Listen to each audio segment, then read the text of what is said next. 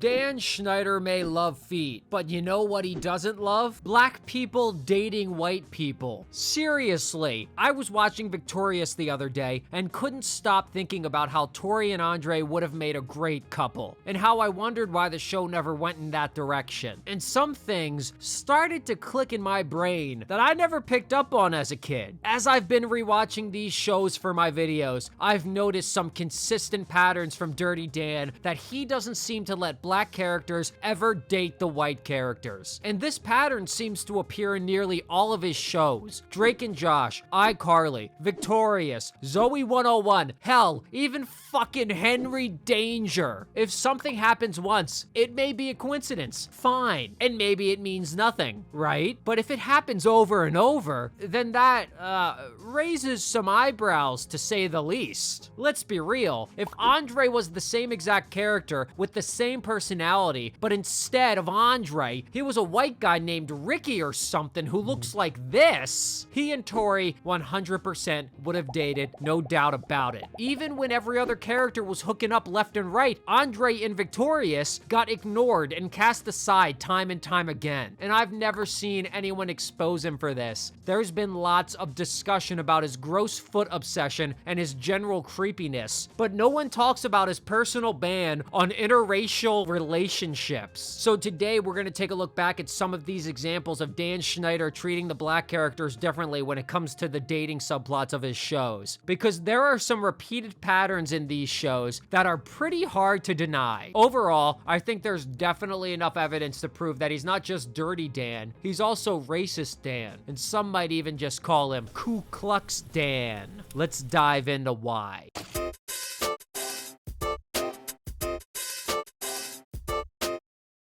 If you ever watched Victorious, you may have wondered if Tori and Andre were ever gonna date. And as a kid, I definitely thought they were gonna hook up at some point. Tori and Andre are shown to be very close friends throughout all of Victorious. And on a show filled with toxic relationships, theirs is probably the healthiest one portrayed in the entire show. From the very start, they've been shown caring for one another and supportive of each other. In fact, Andre was the very first person to ever believe in Tori's talent at Hollywood Arts. He was the one who encouraged her to take Trina's place in the big showcase in the pilot episode. Throughout the show, the two of them are frequently seen collaborating, with Andre often composing and arranging music for Tori. They seem to hang out one-on-one a lot, either to rehearse or just bounce ideas off each other. And they're shown performing together in many episodes too. When Tori has to re-audition for Hollywood Arts in Hell and Back Again, she chooses to do it as a duet with Andre, even though everyone else auditions solo. This shows how much she trusts Andre and respects him as an artist, since she wants his help with something as important as getting accepted back into Hollywood Arts, which means a lot to her. When Tori is desperately trying to come up with a gift for Trina in the Birth Week song episode, Andre helps her think of an idea, then also helps her write, compose, and perform the song for Trina's birthday. He does all this for nothing in return, just because he cares about Tori and wants to help her out. In Diddly Bops, Tori gives Andre a pep talk when he's bummed out about being turned down from a record label, all because he did a silly performance for little kids. She encourages him not to give up, and when he rewrites the Kitty song into a mature love song, she helps him perform it for the record label guy. More so than any of the others in the group, Tori and Andre prove time and time again that they can rely on each other, and that they genuinely care about one another. Both of them provide emotional support when the other needs it, and they are always rooting for each other's success. So, why then did they never date? And not only did they never date, they never even hinted at it. There was no will they, won't they suspense, no crushing back and forth without it leading to actual dating or anything like that. It was just absent entirely. Now, you may be thinking, what's the problem? It's not that weird for guys and girls to have a close platonic friendship, and that's absolutely true in real life. But remember, this is a Dan Schneider show we're talking about. Normally, he seems completely incapable of of writing a close guy-girl friendship without having some kind of romantic subplot happen between them. Take iCarly, for example. Both Carly and Sam had romantic arcs with Freddie at different points in the show. The show would have still worked fine if they were all just three platonic friends who do a web show together. But in the Schneiderverse, guy-girl friendships tend to always have some romance drama involved. So naturally, we got an episode where Carly kisses Freddie and thinks she loves him, then an episode where Sam kisses him, then a whole plotline about him and Sam dating. Like, come on, man. It's a fucking enough. And even on Victorious, pretty much all the others in the friend group had some kind of romantic interactions with each other. All except for Andre. And when fans of the show started noticing this, it led to a famous meme that kept getting shared on the internet. A graphic showing all of the many different romantic relationships between the characters, with Andre notably left out. You got Tori kissing Beck, Tori kissing Rex. Yes, actually, he got a boner after it.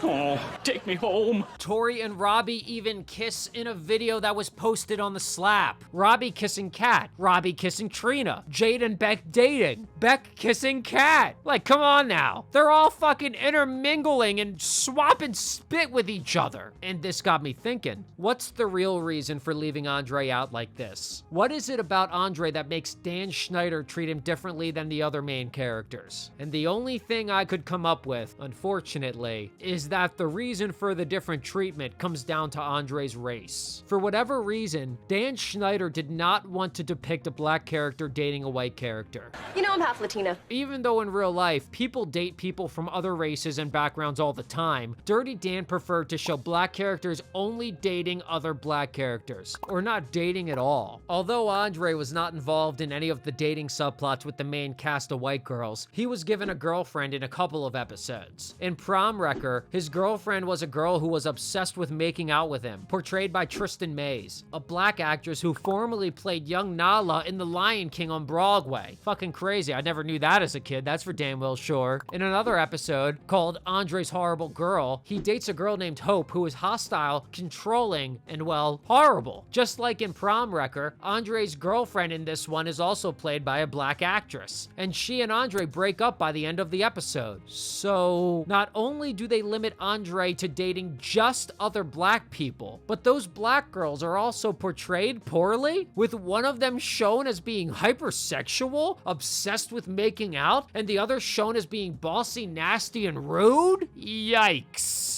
But you may be thinking, well, Andre is just one character, and maybe his character just happens to only like black girls. Maybe that would be a fair enough point. But Andre is not the only example of Dan Schneider treating a black character differently, because another pretty damning example can be found in a different show created by Dan Schneider, Zoey 101. Like Victorious, Zoey 101 featured a friend group made up of both guys and girls, with a fair amount of dating going on between members of the friend group throughout the series. Throughout pretty much the entire show, Chase crushes on Zoey, and the two of them actually end up dating eventually. There's also an episode early on where Zoey thinks she might like Logan. Lola gets a crush on Chase at one point and asks him out, and the two of them briefly date. A new white boy, James, joins the friend group in season 4, and Zoey starts dating him. Quinn dates Mark Del Figolo for a lot of the series, but then switches to dating Logan towards the end, who she eventually marries in the worst abomination of a spin-off movie of all time, Zoey 102. Don't worry, I'll review that shit soon. There's a lot of inner dating amongst the friend group is the point, and nobody cares enough to make a graphic for this show, because who really gives a shit about Zoey 101? But it would look a lot like this. You notice who's left out? Yeah, Dustin. Just kidding. Fucking Michael. Throughout the whole show, even with all these crackers dating each other left and right, for some reason, Michael is never included. Nobody ever tries dating him. When they finally decide to give Michael a girlfriend, they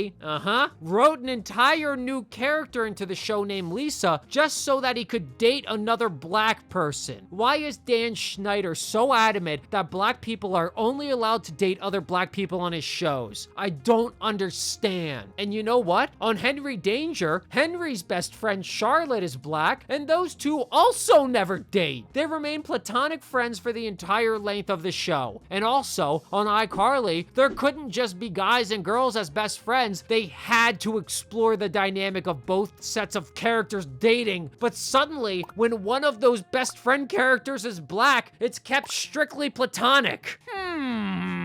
Sounds a little sus to me. And just to be clear, I'm not someone who thinks there needs to be diversity shoved into absolutely everything just for the sake of having diversity. Like one of those textbook covers where there's one student of every race plus a wheelchair kid on the front. I realize that life isn't always like that, and it doesn't always need to be shoehorned into everything all the time. But at the same time, you can't deny it is weird to create shows where black characters and white characters don't seem to be allowed to date, like as if it's some kind of rule, to the point where he'll introduce random black side characters for them to date rather than letting them actually interact romantically with the main cast. And the more I thought about this, the more I realized that Dan actually really never allows any portrayals of characters dating outside their own race on his shows, even for small roles and insignificant relationships. Spencer on iCarly goes on a ton of different dates with random women and can be seen with lots of different girlfriends who all only last one episode, by the way. The girl who only likes him because he's wearing a suit. Gibby's mom, that random Playboy model that doesn't even speak English. He is seen going on dates with over 20 random women throughout the entire series. Why don't you take a guess how many of them are black? Well, I'll tell ya. None. Zero. Zip. Same with Drake and